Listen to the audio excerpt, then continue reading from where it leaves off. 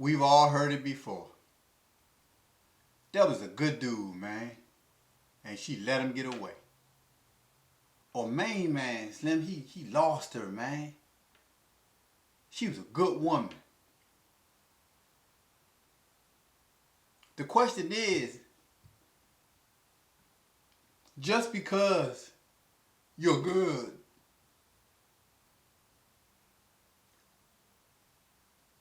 are you good for me? Or just because you're good, am I going to be good for you? Now that's the question. Like, subscribe, and hit that notification button. I think it's very important that we understand that, first of all, good, as it relates to defining a person, is really an opinion. The same buddies of mine that I say, hey, this is a good dude, another person may say, that's a criminal. But in relationships, when we say someone is good, we may be speaking of their mannerisms, their character. You had it going on, had an 800 credit score. You know, you take care of your bills. You got all these things lined up. You have standards. And I too would say, hey, that's a pretty good person there. They got it going on. And they meet someone who has just as much going on, or maybe not as much, but they are mutually attractive and they begin this relationship of building and growing. But in the midst of it, they found out that in some areas they aren't as compatible as they would like to be. So it's like, where do we go from here? Okay, there's always room for compromise. I can compromise. Make sure I put that toilet seat down. You don't like the dishes stacked that way? Do it this way. You used to use this particular detergent to wash clothes, but I like this, and you don't mind because you're not allergic to it, and it's just as good as the one that you like. It's compromising. That's fine. You don't want me on social media as much? All right, let me back off a little bit. Compromising. But at some point, there is no compromise. You don't like the smell of cigarettes. But I like to smoke. For example, you don't like to taste it when we kiss. You don't like to smell it in my clothes. You hate when you get in the car and the scent is still resonating. What am I to do? Do I stop smoking for you? Well, you got patches out. You got all kind of stuff that proves that smoking can be a heck of a habit.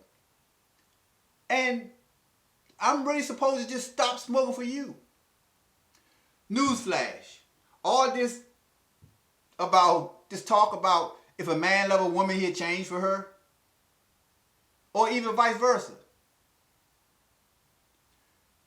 Anyone who is out to change, especially when it comes to habits and even more addictions, they need to change for themselves. They need to come to a point where they know that they have to do it for themselves. And that's where it starts. And that's where it lasts. Other people can be incentives. Other people can encourage and inspire and give you more reason to want to change. But that change has to come from who you are. Knowing that this change is for the betterment of you, whether you're with or without that person. Or I guarantee you it won't last. At least the chances are very slim. So when we talk about compromising, you're a good person, but are you good for me? Am I good for you? And because I'm not going to put my cigarette down, that don't mean I'm a bad person.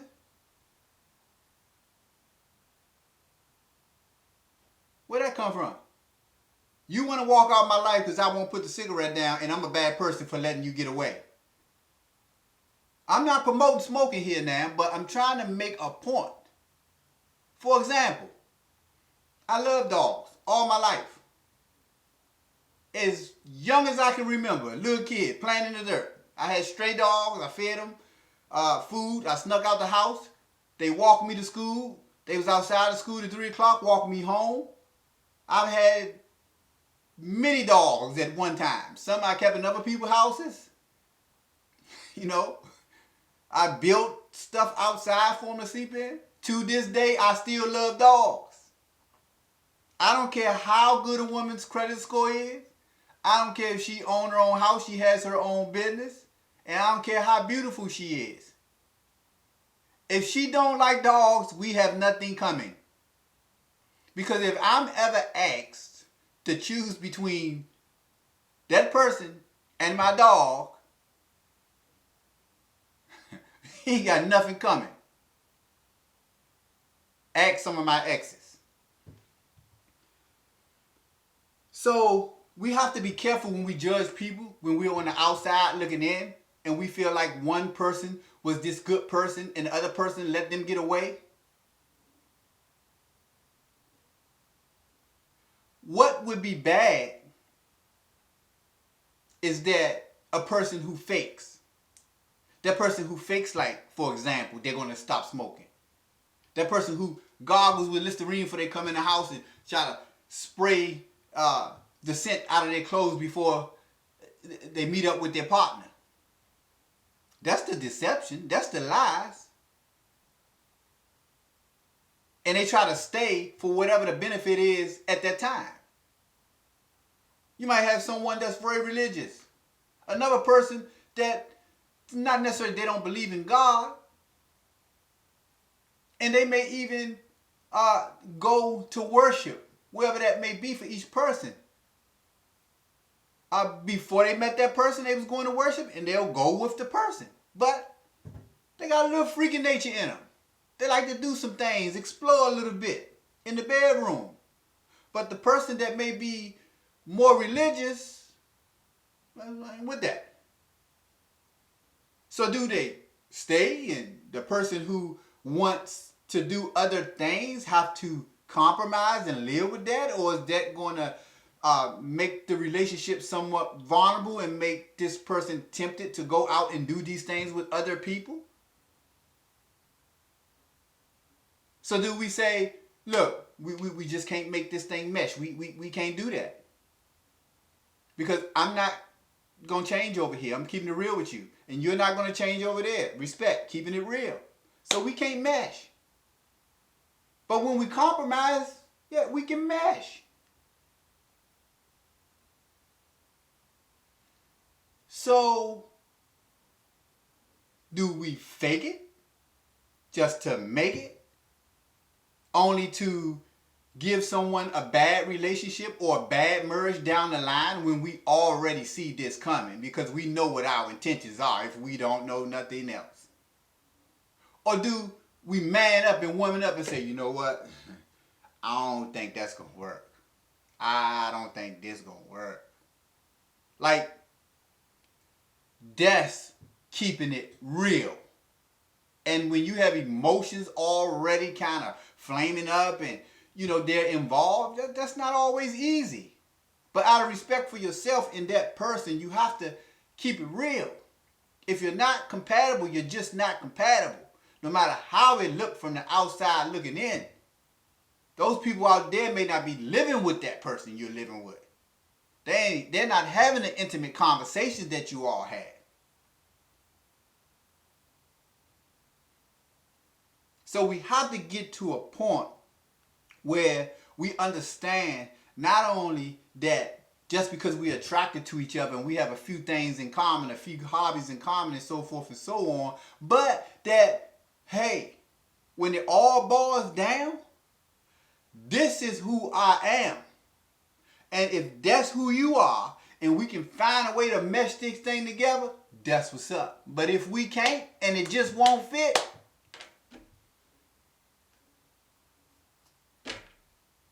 might be time to throw this towel in. and stop wasting your time that could turn into a wrecked and wasted marriage and or just a long time term relationship when you could have had all that time you were spending faking like you were going to do this and you were going to do that and you didn't have good intentions. You could have been building with someone else who you were more compatible with. And of course, there are people who meet and they're not in agreement with everything. And they find a way to make it work. It happens. Yeah, it happens. We call that compromise. But the message here today is that sometimes there is no compromise. For example, there's no compromise with me and my dogs. I'm going to have a dog. I'm not saying we can't compromise on how many, maybe even the size and maybe even the sex, but I'm going to have a dog.